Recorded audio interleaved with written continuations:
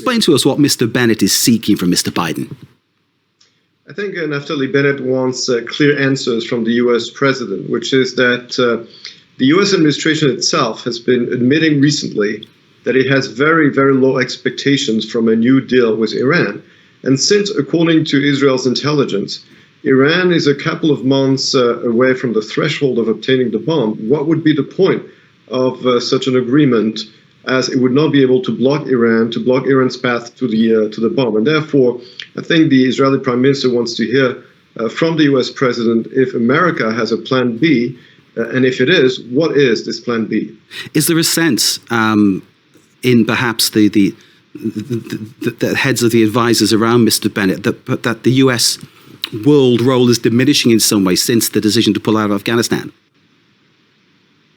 Well, obviously, the pullout from Afghanistan is on everybody's mind right now. And I think that if the United States wants to rebuild its credibility and its deterrence in the region, then it should transform the humiliation in Afghanistan into a coherent policy towards Iran. In a similar way, by the way, that happened in 1975 after the U.S. Pulled out from Vietnam and Saigon was taken over by the communists. Eventually, the U.S. at the time focused on fighting the Soviet Union and did win the Cold War after 15 years. And I think the question is today, after Afghanistan, does the U.S. have a clear strategy to confront Iran? From Mr. Bennett's perspective, do you think he would prefer to be speaking to Mr. Trump rather than Mr. Biden? Or is it just a question of whoever's in charge will deal with you? I think as far as Naftali Bennett is concerned, he knows and he realizes that Joe Biden has a very strong record of being a friend of Israel, of being supportive of Israel, of being supportive of Israel's security.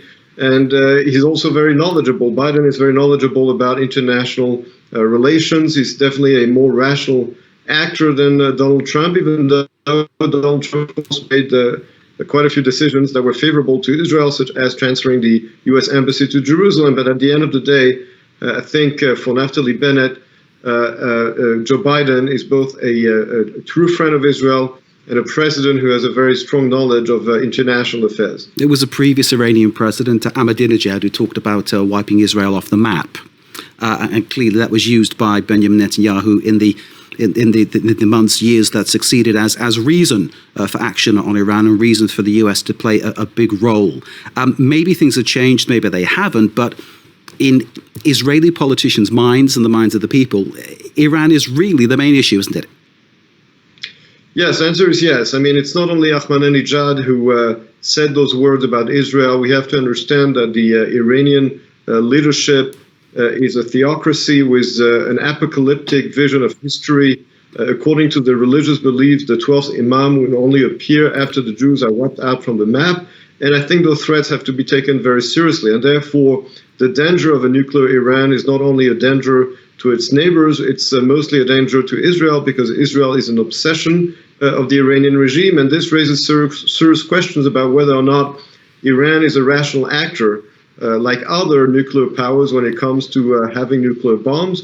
Or, in other words, if it's not a rational actor, then obviously nuclear deterrence wouldn't work the same way it works with other countries. And therefore, definitely for Israel, this is a major concern. And this is a very consensual issue in Israeli politics from right to left.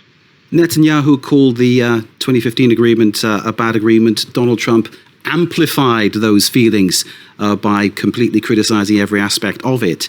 But isn't it a fact, Professor Navon, that the agreement was actually working in many ways, and certainly for Iran in terms of helping the country get on a kind of, well, something towards a proper functioning economy and working well?